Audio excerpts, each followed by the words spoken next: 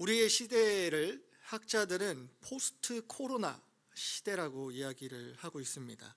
코로나 이후에 사람들의 인식이나 여러 생활의 모습들이 많은 부분 달라진 것을 보면서 붙여진 세대의 표현인데, 이 포스트 코로나 세대에는 이런 특징들이 있습니다. 몇 가지만 살펴보면, 첫 번째는 비대면의 활성화입니다. 간단하게 요약하면 오프라인보다는 온라인이 좀 더 편한 생활을 보게 되는 거죠. 스마트폰 없이는 일상생활이 불편할 정도로 변화된 생활 모습을 보게 됩니다. 그리고 두 번째는 집에 있는 시간이 길어지면서 혼자가 익숙해져 나 중심의 삶으로 변한 것을 보게 됩니다. 굳이 모이지 않아도 좋다, 내가 좋으면 된다 라는 사고의 확산을 볼 수 있습니다. 이 외에도 포스트 코로나 시대에 여러 현상들이 있지만, 이러한 모습들이 우리의 예배가 무너진 주요한 요소로 작동했던 걸 우리는 보게 됩니다. 코로나 기간이 지나는 과정 가운데 한 설문을 제가 가져왔는데요. 기독교인들을 대상으로 조사했던 온라인 예배 만족도 조사인데, 온라인 예배에 대해 만족한다라는 의견이 참여자들의 약 83% 정도로 높게 나왔는데, 이것은 현장의 예배 만족도를 표현했던 83%와 근접한 수치, 거의 같은 수치가 나타난 것을 보게 됩니다. 혼자 드리는 온라인 예배나 같이 드리는 예배가 큰 차이가 없다고 보는 현상을 보게 되는 것이죠. 그러면서도 같은 설문에서 29.5%가 코로나 이후 신앙이 약해진 것 같다는 답을 내놓기도 하고, 온라인 참여자들을 대상으로 다시 한 설문에서는 38.5%가 신앙의 약화를 경험했다고 설문한 것을 보게 되었습니다. 참 아이러니하지 않습니까? 코로나가 우리에게 가져온 예배는 드리기만 하면 되는 예배라는 인식이 우리 안에 있는 것과 동시에, 그러면서도 발견하게 되는 것, 예배가 단순히 드리기만 해서는 안 되는 거구나 라는 걸 이 동일한 설문 안에 드러나 있던 내용을 통해서 알 수 있습니다. 예배는 다시금 우리 안에 세워져야 하는 것들입니다. 그것을 느끼고 우리는 끊임없이 지금도 복음 안에서 세워지는 공동체의 과정을 꿈꾸면서 에스라를 살펴보고 있습니다. 오늘은 이 에스라 6장에서 성전의 공사가 드디어 마쳐지는 순간을 보게 됩니다. 특별히 오늘 나누는 이 본문을 통해서 우리가 볼 수 있는 것은, 다시 살아나는 이 예배를 우리는 그럼 어떻게 드려야 하는가? 우리 안에 살아난 예배를 우리가 어떻게 누릴 수 있는지, 이 부분을 같이 고민해 보면서 예배가 주는 은혜를 풍성히 누리시길 축복합니다. 다시 살아난 예배를 누리는 첫 번째로 우리가 본문 속에서 볼 수 있는 것은, 예배는 하나님을 기뻐함으로 드린다는 것입니다. 오늘 성전의 봉헌식, 즉 다시 살아난 첫 예배를 드리며 나아갈 때 이스라엘 백성들의 반응을 살펴볼 수 있는데요. 16절 한번 같이 읽겠습니다. 시작. 이스라엘 자손과 제사장들과 레위 사람들과 기타 사로잡혔던 자들의 자손이 즐거이 하나님의 성전 봉헌식을 행하니. 자, 이들은 예배를 드릴 때에 기뻐함으로 주님 앞에 예배합니다. 이스라엘 백성들이 예배를 세우고자 마음을 먹고 귀환하였을 때 첫 기초를 놓고 나서 예배를 세우는 과정이 쉽지 않았다는 걸 우리는 알고 있습니다. 지금의 이 봉헌식이 이스라엘 백성에게 기쁨이 될 수밖에 없는 이유는, 이 기초를 놓은 지 약 20년이라는 시간이 흐른 뒤에야 완성이 되었기 때문입니다. 약 20년이라는 시간 동안 이스라엘 백성들에게는 어떤 일이 있었죠? 온갖 유혹과 공격이 있었고, 때때로는 무너져서 침체 속에 빠져 있기도 했습니다. 그 모든 과정을 거쳐서 드디어 주님 앞에 예배를 드릴 수 있는 감격이 이들 가운데 있습니다. 그래서 이들은 주님 앞에 기쁨으로 봉헌식 첫 예배의 문을 열 수 있었습니다. 이스라엘 백성들이 정말 기쁨으로 예배했다라는 것의 의미가 무엇이었을까요? 단순히 오랫동안 씨름하던 것이 해결되었다는 후련함? 그런 것과 같은 기쁨으로 예배를 하나님께 드린 것일까요? 오히려 이들은 기쁨으로 예배를 하나님께 드리는 것은 다른 의미로 드려지는 것을 보게 되는데요. 22절을 보면 즐거움으로 이랫동안 무교절을 지켰으니 이는 여호와께서 무엇하셨다고요? 그들을 즐겁게 하시고, 그리고 아수르의 마음을 그들에게로 돌려 또 뭐라고 되어 있냐면 이스라엘의 하나님이신 하나님의 성전 건축하는 손을 힘있게 하셨음이었더라.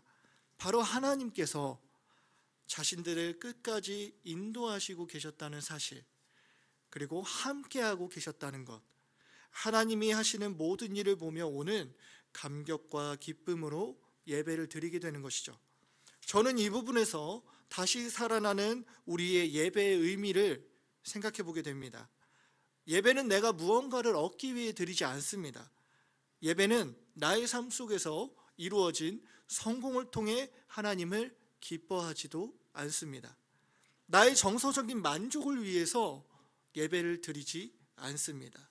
그저 있는 그대로 주님께서 나의 삶을 인도하시고 함께 하신다는 그 사실 하나만으로 하나님이 주장하시는 모든 것을 기뻐하는 것입니다. 그래서 기독교 신앙의 표준을 제시해 줬던 웨스트민스터 소요리 문답의 첫 번째는 이것이지 않습니까? 사람의 제일 되는 목적은 하나님을 영화롭게 하는 것, 그리고 그분을 영원토록 기뻐하는 것. 여기엔 어떤 이유도 없습니다. 그저 영화롭게 하고 기뻐하는 것이죠. 예배의 가장 큰 목적은 나의 삶의 어떤 결과로 인해 하나님께 감사하는 자리도 아니고, 하나님이 이 예배를 통해 나에게 주실 은혜를 받는 것이 목적인 것도 아닌, 미션을 수행하는 것처럼 드린 것으로 만족하는 것도 아닌, 오직 하나님께서 나의 인생을 주장하고 계시기에 그 한 가지만으로도 그분을 높여드리고 기뻐하는 것이죠. 한 주간의 삶이 힘들었을지라도, 뭔가 많은 고민과 생각 속에 잠길지라도 여전히 나를 이끄시는 그분이 나와 함께하는 그 사실 하나로 기뻐하는 것이 다시 살아난 우리의 예배의 모습입니다. 예배의 첫 번째는 내가 은혜를 받는 것이 아닌 그분께 영광 올리는 것. 은혜는 그 다음 준비하신 주님이 주시는 다음 누림인 것입니다. 사랑하는 성도님들, 우리의 예배 가운데 마음껏 주님께 기쁨으로 영광을 올리는 시간 되시길 축복합니다. 그분이 나와 함께 계시다는 그 자체로 기뻐하며 예배로 나오신 여러분들, 정말 마음껏 표현하시는 그런 예배가 되기 원합니다. 제가 오늘 뒤에서 찬양하는데 저도 모르게 울컥했던 순간이 있었어요. 그게 뭐냐면 막 아멘 하면서 갑자기 찬양하시는 모습을 보면서 이게 기뻐하는 거죠. 별 이유가 있습니까? 찬양하면서 주님 앞에 마음껏 표현하는 거, 그게 기뻐하며 영광 올리는 우리의 예배의 모습이지 않겠습니까? 두 번째로 우리 다시 살아난 예배는 혼자가 아닌 함께 드린다는 것입니다. 16절을 같이 다시 읽어보겠습니다. 시작. 이스라엘 자손과 제사장들과 레위 사람들과 기타 사로잡혔던 자의 자손이 즐거이 하나님의 성전 봉헌식을 행하니, 다시 성전이 세워지고 예배할 때에 수많은 사람들이 함께 모여 있는 것을 보게 됩니다. 성전 공사에 직접적으로 참여했던 이스라엘 자손, 제사장, 레위 사람들, 그리고 공사에 참여하지는 않았지만 사로잡혔던 자의 자손까지 꽤 넓은 범위의 사람들이 함께 하나님을 기뻐하고 있는 것을 보게 됩니다. 또한 이들은 기쁨으로 하나님께 예배할 때 자기 자신만을 위한 예배가 아닌 모두를 위한 예배를 세우는 것을 보게 됩니다. 17절에서 18절에 보니 하나님의 성전 봉헌식을 행할 때에 수소 100마리와 순양 200마리와 어린 양 400마리를 드리고 또 이스라엘 지파수를 따라 순염소 12마리로 무엇이죠? 이스라엘 전체를 위하여 속죄제를 드리고, 그리고 제사장을 그 분반대로 레위 사람을 그 순차대로 세워 예루살렘에서 하나님을 섬기게 하되 모세의 책에 기록된 대로 하게 하니라. 먼저 이들은 이스라엘 전체를 위해서 속죄제를 드립니다. 또한 여러 사람들과 함께 예배를 세우기 위해서 제사장과 레위 사람들을 세워 예배를 집례할 수 있도록 돕는 것을 보게 되죠. 자신만이 아닌 모두가 함께 세워가는 예배를 우리는 보고 있습니다. 오늘날 우리에게 가장 익숙하게 들리는 말이 있습니다. 그것은 삶의 예배라는 말입니다. 모두가 알고 있지만 이 의미가 무엇이죠? 주일의 예배로만 끝나는 것이 아니라 일상 속에서 주님을 높이는 예배의 중요성을 강조하는 것이죠. 그런데 이러한 삶의 예배가 코로나를 지나고 혼자가 익숙해지면서 함께 세우는 예배, 공예배의 중요성을 축소시키는 것을 가끔 보게 됩니다. 정말 특별한 사유가 아님에도 그냥 오늘은 인터넷으로 예배 드려야겠다, 이렇게 드리나 저렇게 드리나 삶이 예배이니까. 어떤가요?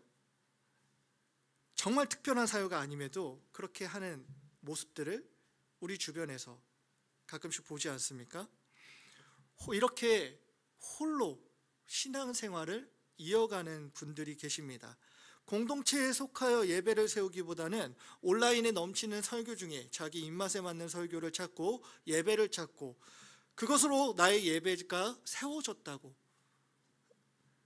보는 상황을 보게 될 때 안타까움을 느낍니다. 왜냐하면 삶의 예배의 중요성이 어느 순간 나만을 위한, 나의 유익을 위한 편의로 바뀌어서 해석되는 것을 보기 때문이죠.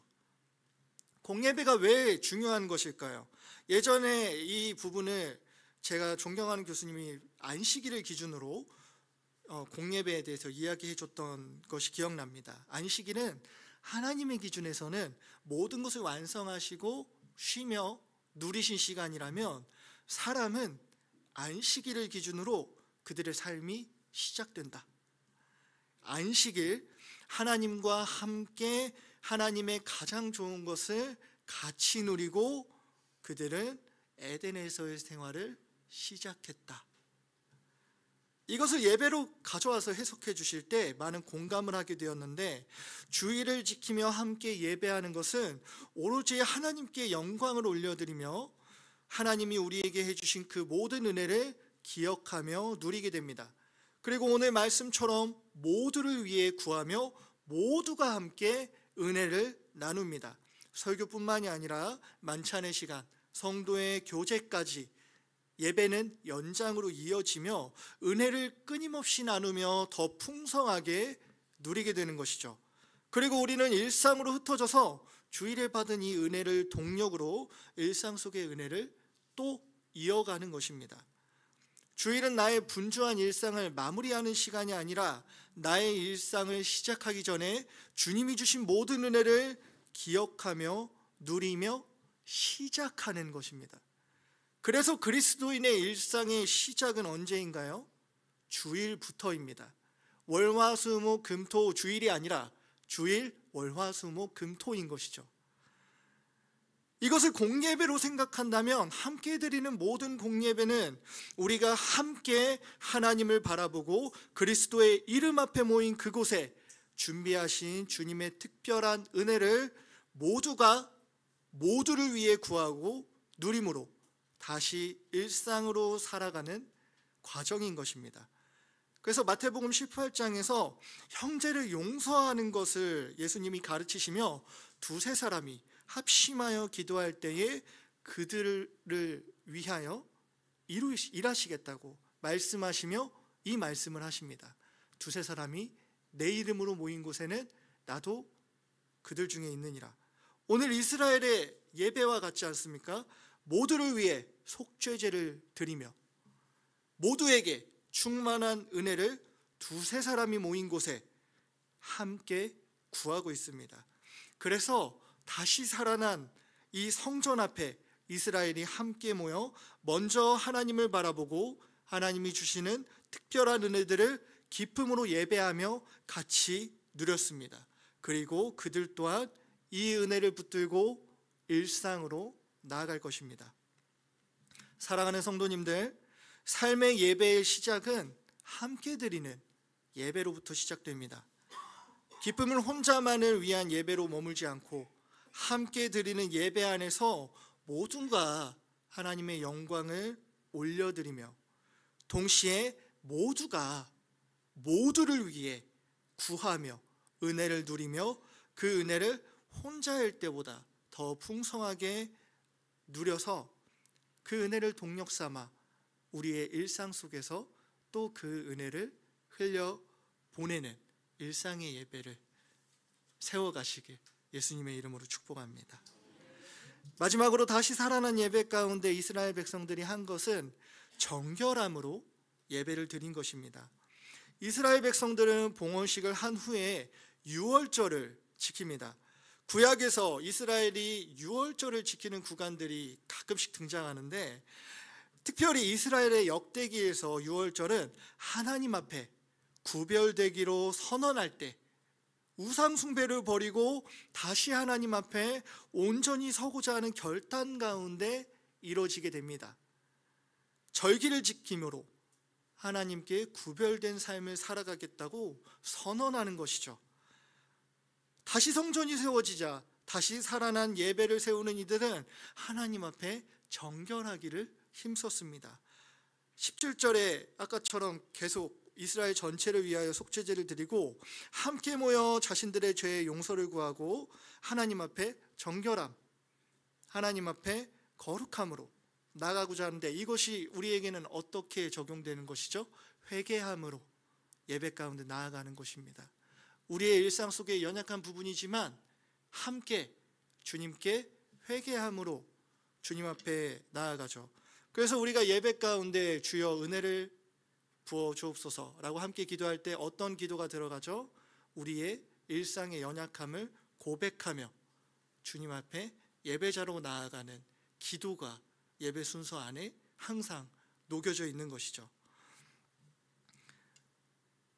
그리고 20절에는 예배를 집례하는 자들이 정결 예식을 행하고 백성들이 어떻게 하냐면 21절, 사로잡혔다가 돌아온 이스라엘 자손과 자기 땅에 사는 이방 사람의 더러운 것으로부터 스스로 구별한 모든 이스라엘 사람들에게 속하여 이스라엘 하나님 여호와를 찾는 자들이 다 먹고, 이방 사람들의 더러운 것을 스스로 구별하여 공동체 안에 속해 여호와를 찾았다, 함께 먹으며 누리는 것을 보게 되는 거죠.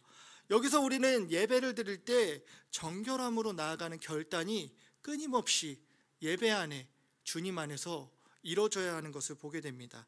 일상 속에 나의 마음의 우상을 버리고 주님 앞에 나아가야 됩니다. 우리 복음 중심 삶을 들이시는 분들에게 끊임없이 강조되는 두 단어가 있습니다. 회개와 믿음, 회개와 믿음. 이것이 우리의 예배의 정결함입니다.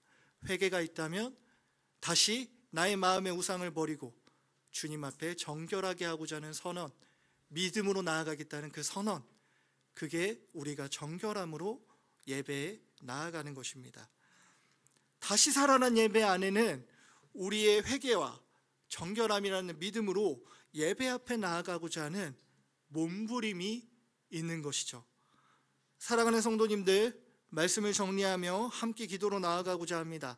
다시 세워진 성전 가운데 다시 살아난 예배를 이스라엘 백성들이 드리는 모습을 통해서 우리가 발견하는 예배의 모습은 무엇이죠?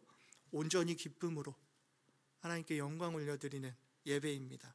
그분은 우리의 삶의 모든 영역에서 모든 과정을 인도하시며 보호하시는 분이기에 우리의 상황이 어떠하든 우리는 기쁨으로 주님께 영광을 올려드릴 이유가 있습니다. 나의 일이 풀리고자 하는 소원풀이도 아니고 나의 목적을 성취하고자 하는 도구가 아닌, 예배는 하나님의 주신 은혜를 기억하며 기뻐하는 것이기에 나의 감정에 좌지우지되지 않습니다. 또한 예배는 함께 세워갑니다.